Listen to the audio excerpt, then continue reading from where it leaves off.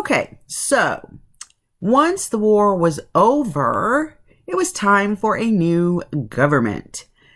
So each of the states got together to draw up their own kind of form of government, even before the Revolutionary War. So in May 1776, the Continental Congress had asked all of the colonies, not states actually, to figure out how their government was going to work. And so they all got together, and within a year, all but one of the 13 states had a constitution for the state that explained how that particular area was going to be run. They actually put the Republican theories into practice in America. The experience that they had with the king actually had a lot to do with the way they created their own individual state or colony governments. They were really fearful that they would get another government that had really strong powers because of all the problems that they had with the king. So as a result, the governors in each of the areas actually had very little power. And two of the states, Georgia and Pennsylvania, actually decided they were going to have no governor. So they got rid of that at all. The elected assemblies in all of the areas in the states or the colonies actually had the most power in the new government. And they actually had to be reelected every 1 or 2 years. The people at that time actually believed that the elected officials were going to best represent them in the government. And then the constitutions also relaxed some of the property requirements that were required to vote.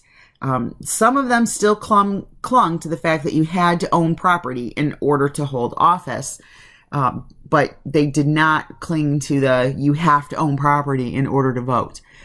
While they did become more diverse, women, blacks, and people that had very small properties that they owned were still not allowed to vote. So that was one of the first big things, was the whole you must own a big piece of property in order to vote. John Adams, actually, of Massachusetts, was really influential in creating this Constitution in Massachusetts. He was the primary author, and it was actually the very first of them to have a system of checks and balances. So John Adams in Massachusetts had checks and balances in the Constitution. In her letters to John, Abigail Adams actually urged her husband to make reforms for women in the new government. According to Abigail, women should have some rights, and they should be given legal rights, that women should be able to own property and they should have access to education. So even back then, women couldn't own property and women couldn't go to school. So documents such as John Adams and Abigail's letters really help us to learn more about what it was like back in the day. So what I'd like you to do is kind of stop this video and read some of these letters from Abigail Adams to her husband, or actually come back to this and read some of those letters after this video is over. So, let's talk a little bit about slavery, right? So we've talked a little bit about women and how women had no rights. Let's talk a little bit about slavery. So opposition to slavery in that time started to really gain some traction in the northern states. A lot of the northern states did not want slavery to be part of the new governments. And actually, at that time is when we really started to see the beginning of some of the division around slavery. Vermont abolished slavery altogether, and then Pennsylvania decided that they were going to gradually end slavery. In Massachusetts, a slave named Elizabeth Freeman actually sued in court for her freedom, and she won. Philadelphia minister Richard Allen founded the African Methodist Episcopal Church, and he started the Free African Society. And the purpose of the Free African Society was to help runaway slaves or slaves that had been newly freed.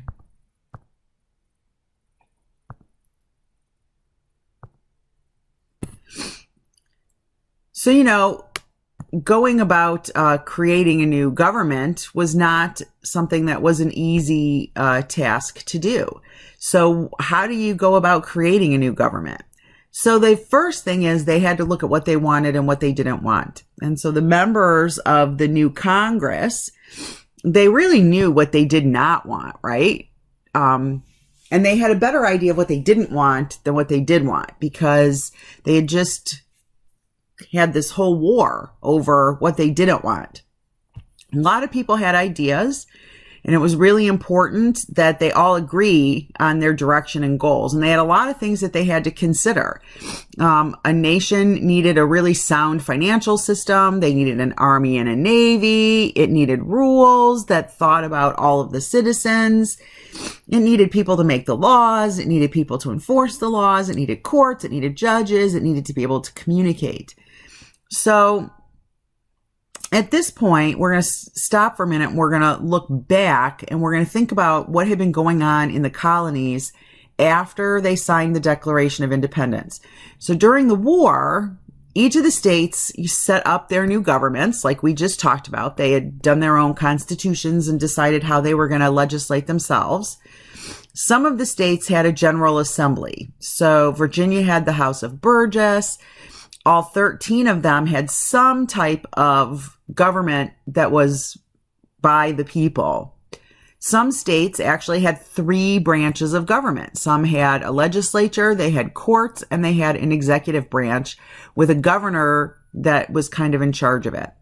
Some of the states had incorporated ideas from the English Bill of Rights from 1689, but they all agreed, once again, they all agreed that they did not want a government that was too powerful. So while the states were figuring out how they were going to run themselves, another big problem issue came across, and that was, now we need a government for the whole country. And unless they could establish kind of one government that would hold the whole country together, the states individually were never going to have much power. And as a nation, as a country, we weren't going to have a lot of power. So there was a statesman from Connecticut, Silas Deane, and Silas Deane actually argued for a really strong union when he wrote a letter to Patrick Henry. And that's where we get the famous phrase, "United we stand, divided we fall." And these words would be really important to Abraham Lincoln when he became president. So the Continental Congress actually talked about many different things regarding how they were going to govern the country. Some of it was, is each state going to have one vote or more, depending on how big they are? They also had trouble figuring out who was going to control the lands west of the Appalachians. So this was really a big concern for Daniel Boone, who lived in Kentucky, because he was one of the 100,000 American people to settle there. So even though the Native Americans also lived in that region, once again, when you look back at our history and you look back at the way this country came to be, we're worried about who's going to control the land west of the Appalachians. There were people that already lived there, and we didn't really care about that. As far as we were concerned, that was ours. So the Articles of Confederation were actually what established the first national government in the United States. Our government, however, at that time turned out to be pretty weak.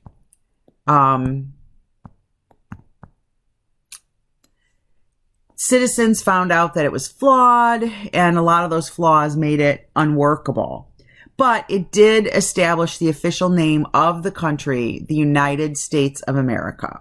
So even though the Articles of Confederation had a bunch of problems, the Articles of Confederation gave us our name.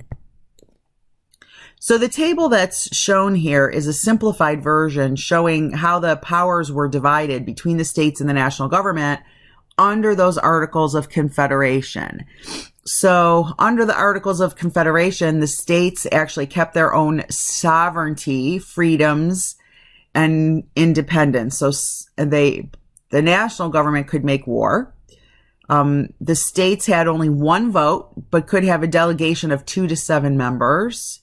So out of those 2 to 7 members, they still only got one vote. But the national government could make peace.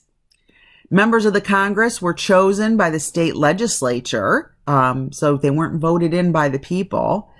So they could sign treaties, the national government. Our states could levy taxes. And at that time, the national government could not levy taxes. So even after the Articles of Confederation, there was no federal tax. And the states controlled the western lands that were contiguous to them, and the national government did not. So the strong powers that were held by the states based on this table revealed a lot of the limitations of how our national government was formed. Congress approved this in 1777 and sent them out to the states to look at and to approve. And some of the states that didn't hold lands to the west, they didn't want to sign because they felt it would be really easy for the states that did hold those lands to sell the land to pay off war debts. The states that didn't have the ability to say, oh, we've got this parcel of land attached to us, didn't have that advantage, and they would have a much harder time paying off their war debts. So they wanted the central government, the national government, to be in charge of the land. And it actually took 3 years to get this approved. But the Articles of Confederation were ratified in 1781. And Maryland was the final state to approve that. Oops. So the new nation remained afloat during the Revolutionary War, with the Articles of Confederation determining how the federal government was going to operate. But after the war, our weaknesses really became more problematic.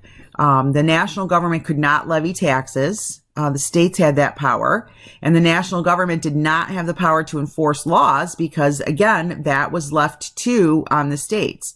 So how do we create a more perfect union, which was the ideal that was later framed in the preamble of the Constitution, had been developing in America before, during, and after the Revolutionary War. But how do we get that to happen? How do we make that work?